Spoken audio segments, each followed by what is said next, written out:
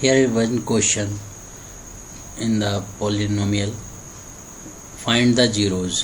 Find the zeros and verify relationship of the zeros and their coefficients. So here is the question. Verify the relationship of zeros and their coefficients. So first we will understand the concept of the relationship of zeros. So relationship of zeros and coefficient of the quadratic polynomial. Suppose let a quadratic polynomial fx equal ax square plus bx plus c. हम इसको solve करने से पहले एक equation ले लेते हैं, polynomial लेते हैं.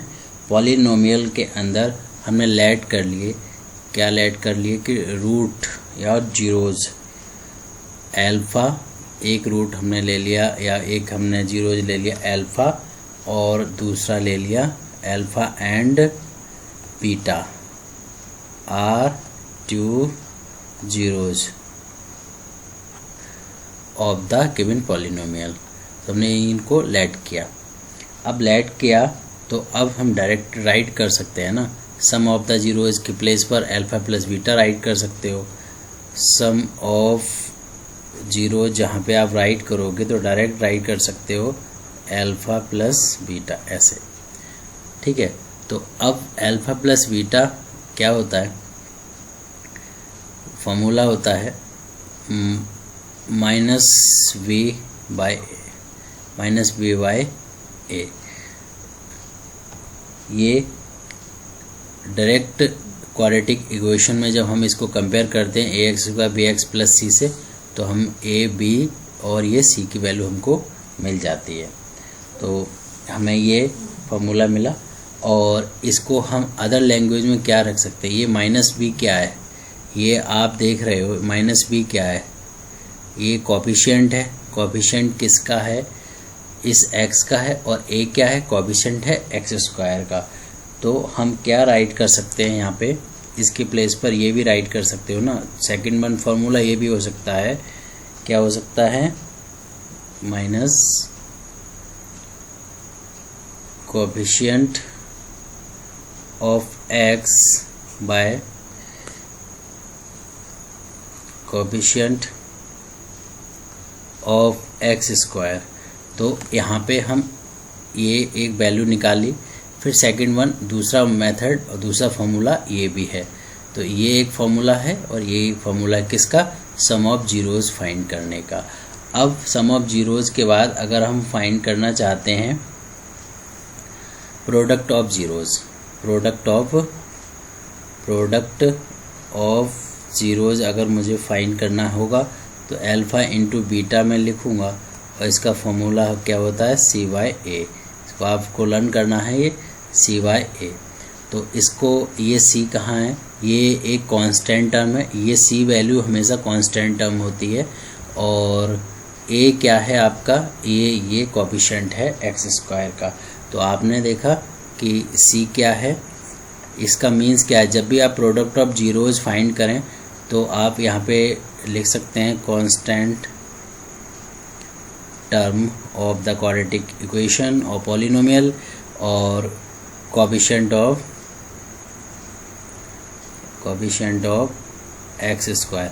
तो ये देखो, ये कोफिशिएंट और यहाँ पे कोफिशिएंट दोनों सेम रहते हैं, बट ऊपर क्या चेंज रहता है, ऊपर आता है जब सम की बात करें तो अल्फा प्लस बीटा में ये वैल्यू आ जाएगी, और जब प्रोडक्ट की बात करते हैं तो कांस्टेंट टर्म ये आ जाएगा. तो ये है रिलेशन किसके बीच में है, रिलेशन है जीरोज के बीच में और इसके कोफिशिएंट के बीच में. कोफिशिएंट ये हो गया और relation sum of zeros and product of zeros. आपको इस टाइप से आपको फाइंड करना है इस क्वेश्चन को लेकर.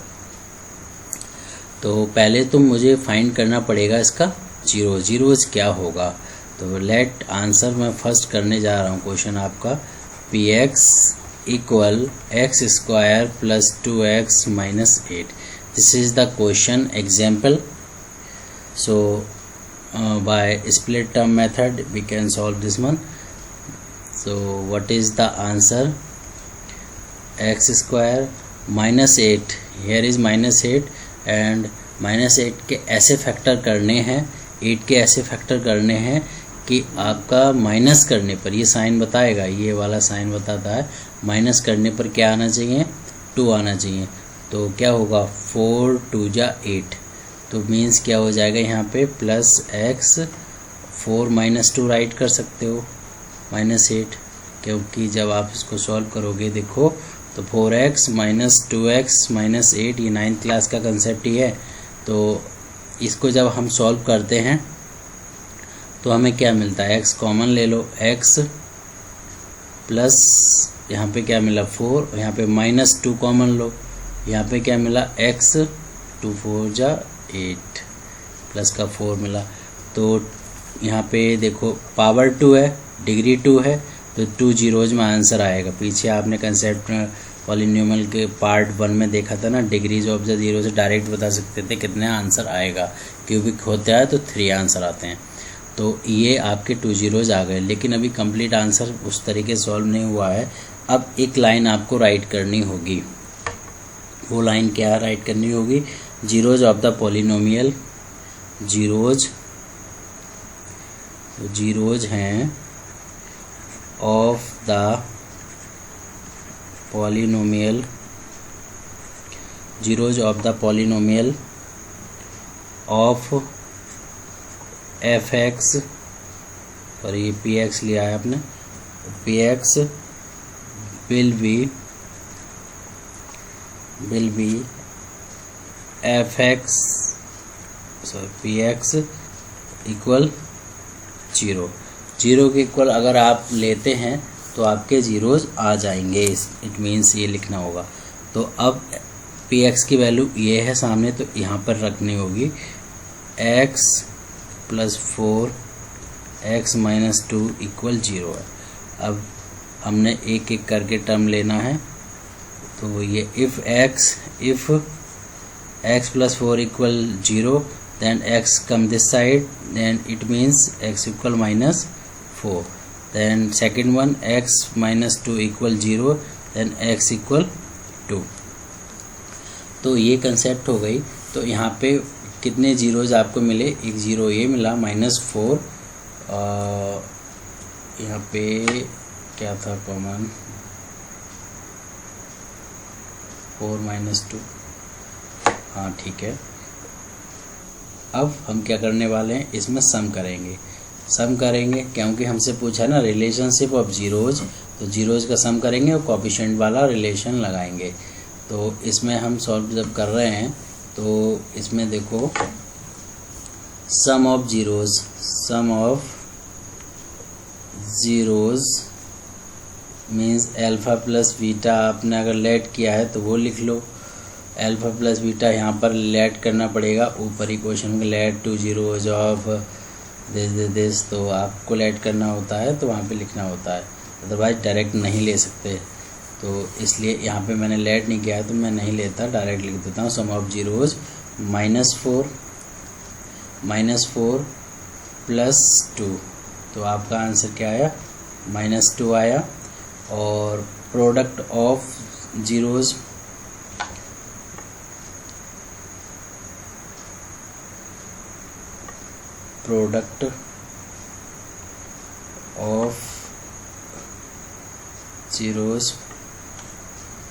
प्रोडक्ट ऑफ जीरोज में -4 × 2 करेंगे तो आया -8। अब आपने यहाँ पे देखा था प्रोडक्ट ऑफ जीरोज का एक फॉर्मूला और है, तो वो भी फाइंड करो। प्रोडक्ट ऑफ जीरोज इक्वल, तो यहाँ पे क्या है, कांस्टेंट टर्म और कोएफिशिएंट ऑफ x²। तो यहाँ पे कांस्टेंट टर्म देखो, यहाँ पे क्या है, कांस्टेंट टर्म क्या है, यहाँ पे -8 है, एंड यहाँ पे कोई वैल्यू नहीं है, कोएफिशिएंट ऑफ x², यहाँ पे कुछ नहीं होता, वहाँ 1 होता है, तो ये आ जाएगा -8। अब यहाँ पे सम ऑफ जीरोज, इसी सेंस में यहाँ पर भी कर लो सम ऑफ जीरोज कोएफिशिएंट के सेंस में। तो यहाँ पे क्या फॉर्मूला है देखो, कोएफिशिएंट ऑफ x, तो x कोएफिशिएंट ये रहा 2 है, तो यहाँ पे 2 लिखो, और कोफिशिएंट ऑफ एक्स स्क्वायर, तो एक्स स्क्वायर की वैल्यू कितनी है 1 है, और इस फॉर्मूले में यहाँ माइनस होता है इसलिए ये माइनस है, तो ये आया -2। तो हमने देखा कि ये वाला जो 2 है, अब ध्यान दीजिएगा, ये वाला जो 2 है और ये वाला जो 2 है दोनों सेम आए हैं। इसका मीन्स क्या है कि आपने ये वेरीफाई किया है, क्या है, sum of zeros equal minus coefficient of x and here right coefficient of X square. इसी टाइप से लिख देंगे ऊपर प्रोडक्ट ऑफ जीरोज़, तो ये क्या है -8 क्या है कांस्टेंट टर्म है, तो कांस्टेंट टर्म और नीचे क्या आ जाएगा कोफिशिएंट ऑफ एक्स स्क्वायर। तो यहाँ पे हमने देखा कि सेम टू सेम वैल्यू आ गई, तो प्रोडक्ट ऑफ जीरोज़ और इस फॉर्मूले से, इन फॉर्मूले से भी वही वैल्यू जो सॉल्व करना चाह रहे थे वही आई हैं, तो दोनों इक्वल आ जाए तो ये रिलेशनशिप वेरीफाई हो जाता है। तो बहुत ध्यान से समझने की ज़रूरत है कि पहले हमने जीरोज़ फाइंड किए, जीरोज़ फाइंड करने के बाद हमने उनके sum of zeros, product of zeros निकाला, फिर इस फॉर्मूले से sum of zeros and product of zeros निकाला, फिर चेकआउट किया कि क्या दोनों इक्वल हैं। If equal then put and write in this way कि दीज आर इक्वल। ओके, तो ये हमने एक रिलेशनशिप वेरीफाई कर दिया है, प्रूव कर दिया है कि ये क्या होगा इसमें। अब नेक्स्ट जो कंसेप्ट है उसमें, नेक्स्ट कंसेप्ट में क्या है वो मैं आपको बताता हूँ। नेक्स्ट कंसेप्ट में क्या है, ये जो क्वेश्चन हमने राइट किया था अभी, क्या था, f(x) equal x² plus 2√2x -6, तो 2√2x -6 ये हमने लिखा हुआ है क्वेश्चन। तो इसको सॉल्व करने के लिए सबसे पहले मैं क्या करूँगा, सबसे पहले मैं जीरोज़ फाइंड करूँगा। जीरोज़ फाइंड करने के बाद उनका सम ऑफ जीरोज़ निकालूंगा और कांस्टेंट के अकॉर्डिंग मैं आंसर उनका करूँगा। तो यहाँ पे क्या करना है, पहले आपको सम ऑफ जीरोज़ निकालने हैं। अब यहाँ पे देखो, यहाँ पे कोई नंबर नहीं है, तो 6 के ऐसे फैक्टर करने की माइनस करने पर, 6 के ऐसे फैक्टर करो माइनस करने पर 2√2 आ जाए। तो फैक्टर क्या होंगे इसके फैक्टर 3 × 2 होते हैं, यानी 3 × 2 या 6 हो गए। तो इसको हम कैसे राइट कर सकते हैं, क्या हम जो √2 है उसको क्या √2 × √2 राइट कर सकते हो ना। फिर जब आप उसको बैक में देखोगे तो वही सेम आंसर आ जाएगा, √2 सॉल्व होके 2 बन जाता है। तो इसको हम 3√2 ले लें, इसको √2 ले लें, तो 3√2 में से 1√2 माइनस कर दिया। फॉर एग्जांपल ये उसी टाइप से है 3x, अगर यहाँ पर 3x में से 1x माइनस कर दो तो 2x बचता, उसी टाइप से ये कंसेप्ट हो गई है हमारी। तो हम क्या करेंगे यहाँ पे, अब यहाँ पे हम लिखेंगे x² और ये प्लस x, यहाँ पे लिख लो 3√2 और -√2, तो आ जाएगा आपका 2√2। तो अब आगे देखो x² प्लस 3√2x -√2x -6, तो अब यहाँ पे क्या आ रहा है, यहाँ पे इसका कॉमन लेते हैं, कॉमन लेने पर x प्लस 3√2 और √2 यहाँ पे कॉमन ले लो, x माइनस, यही सेम वैल्यू इधर राइट कर लो, पहले माइनस कॉमन लेते हैं तो साइन चेंज हो जाएगा, प्लस 3√2। अब चेकआउट कर लो क्या ये जो है करेक्ट है। √2 की मल्टीप्लाई जब इसके अंदर करोगे तो वही आएगा, 3 × 2 या 6, यस आ जाएगा वही सेम टू सेम, तो ये करेक्ट हो गया। तो अब ये पूरा ब्रैकेट कॉमन ले लेंगे, x प्लस 3√2 और x माइनस √2। अब ये आपका f(x) की वैल्यू आपकी आ चुकी है। अब वही लाइन जो अभी मैंने आपको बताई थी, the zeros of the polynomial, the zeros of the polynomial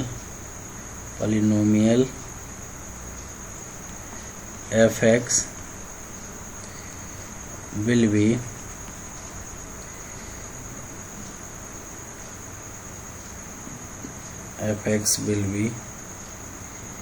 if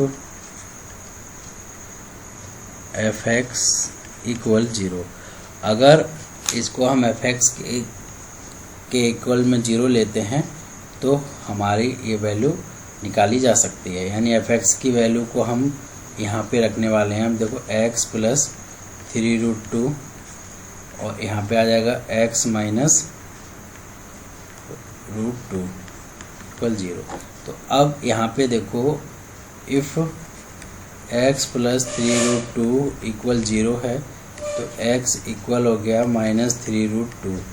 और अब इफ़ x माइनस √2 इक्वल 0 है देन x इक्वल √2 होगा। तो एक वैल्यू a आ गई है, एक वैल्यू आपकी a आ चुकी है। अब आप क्या करने जा रहे हो? अब आप फाइंड करने जा रहे हो sum of zeros. Sum of zeros find करो तो क्या होगा? सम ऑफ ज़ीरोज़ में ये आपका ज़ीरोज़ ही है, एक ज़ीरो ये, यानी कि आंसर है, सॉल्यूशन है, रूट है। तो माइनस 3√2 को ऐड कर लो √2 के साथ, तो प्लस माइनस माइनस क्या हो जाएगा? माइनस 2√2 आ जाएगा। तो प्रोडक्ट ऑफ ज़ीरोज़ इक्वल, अब इनका प्रोडक्ट कर दो तो क्या आ जाएगा? यहाँ पे 3 into minus 3 into 2 it means minus 6 आ गया। तो अब चेक करेंगे कोएफिशिएंट फॉर्मूले के अकॉर्डिंग सम ऑफ ज़ीरोज़ में उसमें क्या होता है कि नीचे तो कोएफिशिएंट ही रहता है, कोएफिशिएंट ऑफ एक्स स्क्वायर, ऊपर क्या हो जाता है? Coefficient of x. ये अभी मैंने पीछे क्वेश्चन में बताया था, तो चेक करो क्या वही सेम वैल्यू है। तो x की वैल्यू यहाँ पे क्या है? x की वैल्यू आपकी है, ये देखो x की वैल्यू ये है। कोएफिशिएंट क्या है? प्लस में है 2√2। अच्छा, सम ऑफ ज़ीरोज़ में है माइनस, ऑलरेडी फॉर्मूले में डिफाइन होता है। कोएफिशिएंट ऑफ x क्या है यहाँ पे? कोएफिशिएंट ऑफ x है 1। तो जब इसको सॉल्व करेंगे तो क्या आ जाएगा? माइनस 2√2। और अब प्रोडक्ट ऑफ ज़ीरोज़